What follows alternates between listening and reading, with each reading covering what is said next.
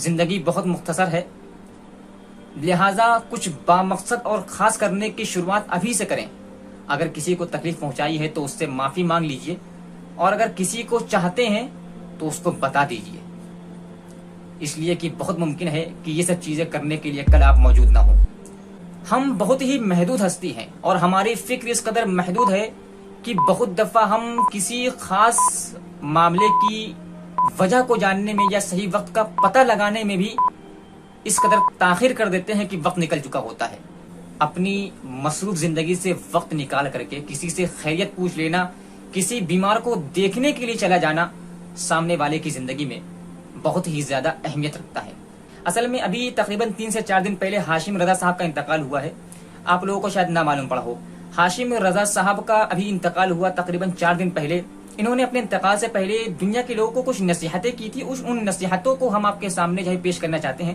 جب ہم نے ان نصیحتوں کو پڑھا، واقعی اتنی اثر انگیز نصیحتیں تھیں اور ہر انسان سے یہ ریلیٹ کرتے ہیں یہ نصیحتیں، تو میرے دل میں شدید تمنا پیدا ہوئی کہ ان کو آپ کے ساتھ بھی شیئر کیا جائے۔ لیکن سب سے پہلے سوال یہ پیدا ہوتا ہے کہ ہاشم رضا صاحب ہے کون؟ تو مختصر میں یہ سمجھ لیجئے کہ سماجی کارکن کی حیثیت رکھتے ہیں اور سوشل پرسن تھے۔ معاشرے اور سماج کے مجبور لوگوں کی مدد کرنا اور ان کی ضرورتوں کو پورا کرنا ان کا شوق اور پیشن تھا۔ لیکن کسے خبر تھی کہ معاشرے کے مجبور طبقے کی مدد کرنے والا انسان اچانک سے خود ایک دن مجبور ہو کر رہ جائے گا۔ حافظ قرآن تھے، آفس کے اندر لوگوں کو امامت کرواتے تھے، نماز پڑھاتے تھے، اچانک سے مجبور ہو کر رہ گئے۔ اصل میں پچھلے سال فروری کے مہینے میں ان کے معدے کے اندر تکلیف اٹھی۔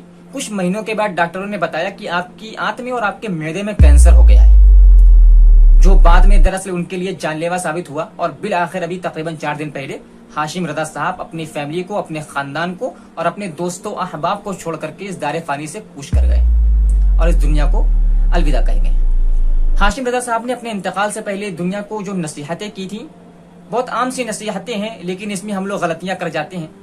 وہ نصیحتیں کیا تھیں ان کی طرف ابھی ہم آئیں گے، لیکن اس سے پہلے ہم ایک اور حقیقت آپ کے سامنے پیش کرنا چاہتے ہیں جس کو ہاشم رضا صاحب نے اپنے انتقال سے پہلے بیان کیا تھا۔ وہ دنیا کی حقیقت بیان کرتے ہوئے کہتے ہیں کہ جب میرے معدے میں تکلیف اٹھی اور میرے معدے میں کینسر ہو گیا تو روزمرہ کی جو سرگرمیاں تھیں وہ میری سرد پڑ گئی، روزمرہ کی دوڑ دھوپ میری ماند پڑ گئی اور میں بستر پر پڑ گیا۔ میرے آپریشن کا وقت آیا، مجھے خون کی ضرورت پیش آئی، تو کہتے ہیں کہ میں نے اسٹیٹس لگایا اور مجھے یقین تھا کہ میرے خون کا انتظام آسانی کے ساتھ ہو جائے گا، اس لیے کہ میرے کانٹیکٹ میں بلڈ سوسائٹیز، بلڈ NGOs اور بلڈ ایکٹیوسٹ کہتے ہیں کہ میرے ساتھ جڑے ہوئے تھے، اس لیے مجھے یقین تھا کہ میرے خون کا انتظام آسانی کے ساتھ ہو جائے گا۔ کہتے ہیں کہ میرے اسٹیٹس کو 600 سے زائد قریبی لوگوں نے دیکھا، جن کو میں اپنا قریبی سمجھتا تھا، 600 سے زائد لوگ۔ لیکن کہتے ہیں کہ اس وقت میری حیرانی کی انتہا نہیں رہی کہ جب سوائے چند لوگوں کے کسی نے میری خیریت تک نہ پوچھی اور یہ تک نہ پوچھا کہ آخر مجھ کو خون کی ضرورت کیوں پیش آ گئی ہے۔ کسی نے یہ تک پوچھنے کا گوارا نہیں کیا کہ مجھے خون کی ضرورت کیوں پیش آئی ہے سوائے چند لوگوں کے۔ کہتے ہیں کہ میرے خون کا انتظام تو ہو گیا، لیکن دنیا کی اس حقیقت کو دیکھ کر کے مجھے بڑا جھٹکا لگا کہ 600 سے زائد لوگ جن کو میں اپنا قریبی سمجھتا تھا، اتنے نازک ترین حالات میں انہوں نے میری خیریت تک نہیں پوچھی، مدد کرنا تو بہت دور کی بات ہے۔ تو کہتے ہیں کہ اس حقیقت کو دیکھ کر کے میں شوق رہ گیا اور بڑا جھٹکا لگا مجھے۔ ہاشم رضا صاحب اپنے انتقال سے پہلے دنیا کے لوگوں کو نصیحت کرتے ہوئے یہ کہتے ہیں کہ زندگی کے سبق سکھانے کا اپنا الگ ہی انداز ہے۔ ان مشکل حالات میں نے زندگی سے کیا سیکھا اس کو میں آپ کے ساتھ شیئر کرنا چاہتا ہوں۔ خود کو اللہ کے سپرد کر دیں، اس لیے کہ آپ کے کنٹرول میں کچھ بھی نہیں ہے، اور جو کچھ بھی آپ کر رہے ہیں وہ دراصل اللہ کی توفیق سے ہے۔ آپ کی زندگی میں آپ کے لیے سب سے زیادہ اہم آپ کے گھر والے ہیں۔ ماں کی محبت کا کوئی نعم البدل نہیں ہو سکتا۔ اگر آپ بستر کے اوپر لیٹے ہوئے ہیں اور آپ ہلنے کی بھی طاقت نہیں رکھتے ہیں اور آپ کا درد ناقابل برداشت ہے، آپ اس قدر تکلیف میں ہے کہ آپ بیان نہیں کر سکتے، تب بھی آپ کے پاس اپنے رب کا شکر ادا کرنے کے لیے بہت کچھ موجود ہے۔ ہم بہت ہی محدود ہستی ہیں اور ہماری فکر اس قدر محدود ہے کہ بہت دفعہ ہم کسی خاص معاملے کی وجہ کو جاننے میں یا صحیح وقت کا پتہ لگانے میں بھی اس قدر تاخیر کر دیتے ہیں کہ وقت نکل چکا ہوتا ہے۔ آپ کے ہونے یا نہ ہونے سے سوائے چند خاص لوگوں کے کسی کو کوئی فرق نہیں پڑتا، لہٰذا آپ زندگی ہی میں جاننے کی کوشش کریں کہ وہ خاص لوگ کون ہیں اور پہلے ہی سے ان کی قدر کرنا شروع کیجیے۔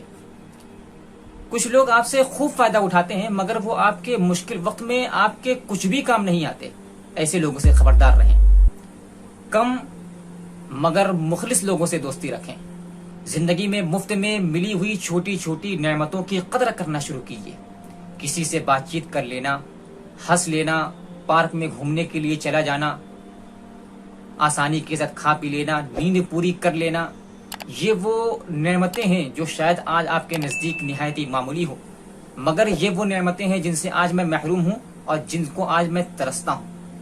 اپنی مصروف زندگی سے وقت نکال کر کے کسی سے خیریت پوچھ لینا، کسی بیمار کو دیکھنے کے لیے چلا جانا سامنے والے کی زندگی میں بہت ہی زیادہ اہمیت رکھتا ہے۔ یہ جاننے کی کوشش کریے کہ آپ کی زندگی میں کون سی چیزیں صحیح معنوں میں اہم ہیں، اس لیے کہ جب تک میں تندرست تھا میں بہت ساری چیزوں کو اپنے لیے بہت اہم سمجھتا تھا۔ آج جب میں بیمار پڑ گیا تو سمجھ میں آتا ہے کہ وہ چیزیں میرے لیے بالکل بھی اہم نہ تھی۔ کچھ عام لوگ ہماری زندگی میں ہمارے قریبی دوستوں سے اچھے ثابت ہوتے ہیں۔ حالات کیسے بھی ہوں ان میں ہمارے سیکھنے کے لیے بہت ساری چیزیں موجود ہیں۔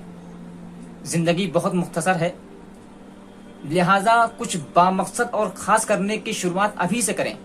اگر کسی کو تکلیف پہنچائی ہے تو اس سے معافی مانگ لیجئے، اور اگر کسی کو چاہتے ہیں تو اس کو بتا دیجئے، اس لیے کہ بہت ممکن ہے کہ یہ سب چیزیں کرنے کے لیے کل آپ موجود نہ ہوں۔ اس دھوکے میں پڑ جانا بہت ہی آسان ہے کہ میرے بغیر دنیا چل نہیں سکتی، مگر سچ یہی ہے کہ آپ کے ہونے یا نہ ہونے سے دنیا کو کوئی فرق نہیں پڑتا ہے۔